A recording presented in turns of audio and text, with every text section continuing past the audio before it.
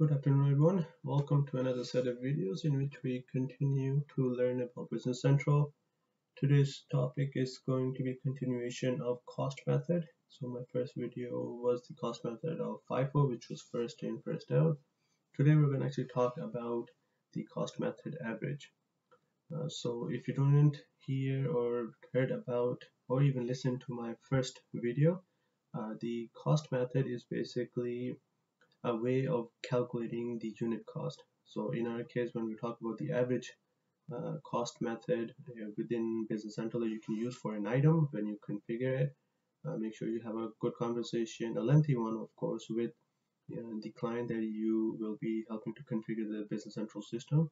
They should know better which cost method they will be using, but if they don't, then it's up to you to actually know how the cost methods affect an item's unit cost and what GL accounts it affects based on the posting groups that you set up. So all of that needs to get tied together for you to understand exactly how the items actually work within Business Central.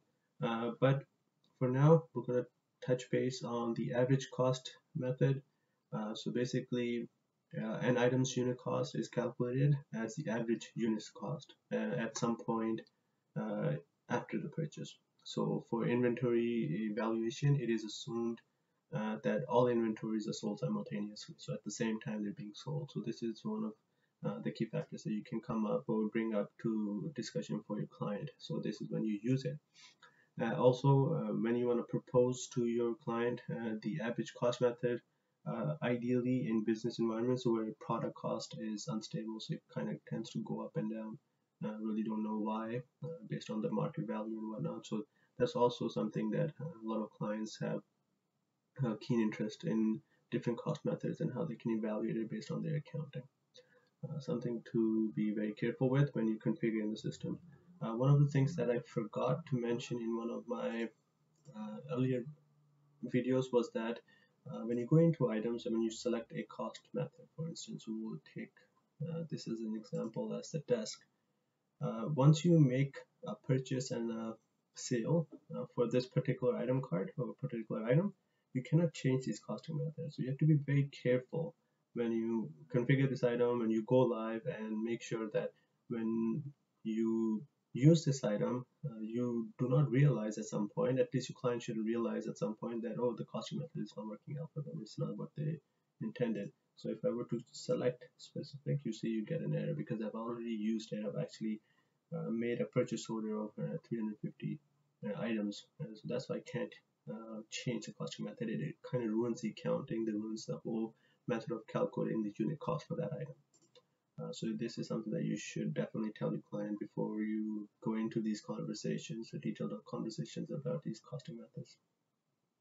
Okay, so let's learn a little bit of logic about these costing methods, because that's the whole point, right, of this video.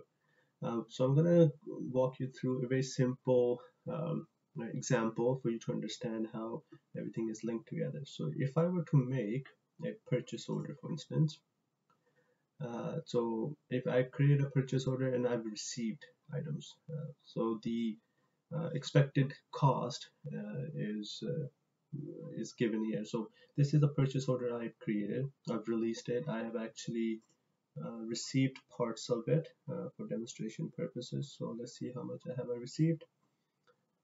So 500 quantity in total, and the quantity 2 receives 350. So I haven't actually received 350 yet, but I have received 150. So this is the receipt that we have created for 150 items that we received. So I haven't invoiced it actually. So as you could see, quantity to invoice is still 500, so I haven't invoiced it.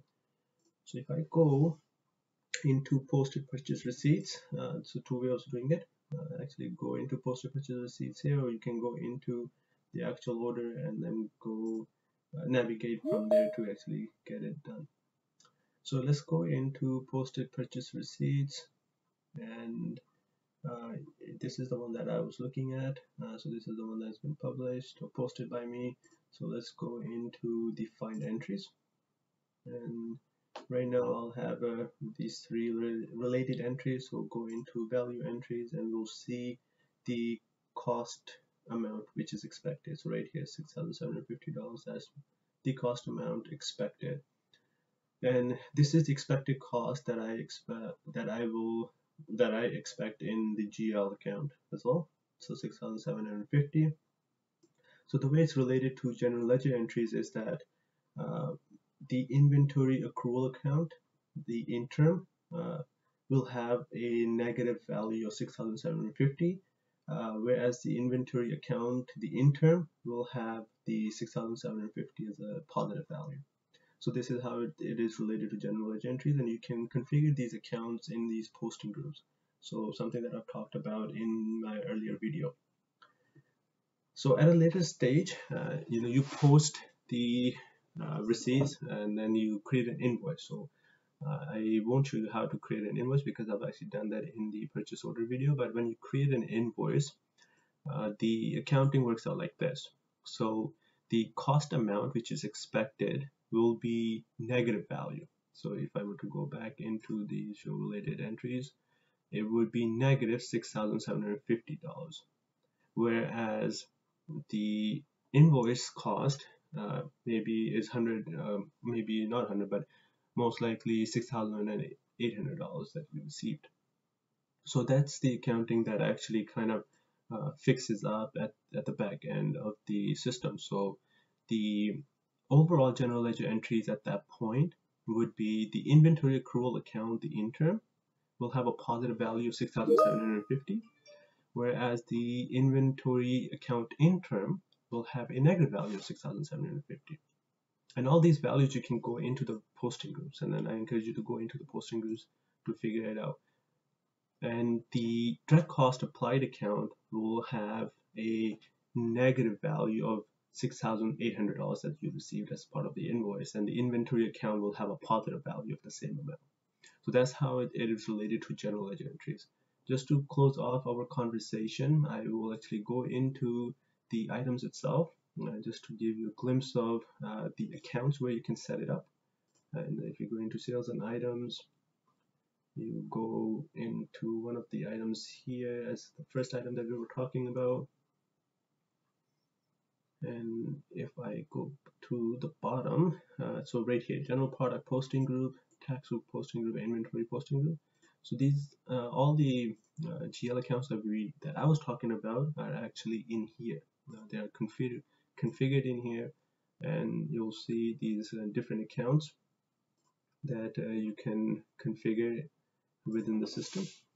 So you see this is the inventory posting setup card. So you have the inventory account interim, as I had mentioned, and then if you go into the posting group itself, the product, general business posting group, and the general product posting group in here, this is the one that we've configured. You can easily see other accounts that I was talking about. So right here you could configure accounts and based on the groupings. So sales account, so that's not something that we talked about because we didn't really make a sale, but we made a purchase. So purchase accounts are here, and then we're going to continue to go here. So inventory accrual interim, so inventory adjustment accounts. So all these accounts are there that we talked about, and make sure that you have a better understanding. So you need to put this posting groups in place first, and then you can start configuring the items. So with that, I will hope to continue our journey learning about Business Central, and then I'm going to create some more videos about different costing methods as well.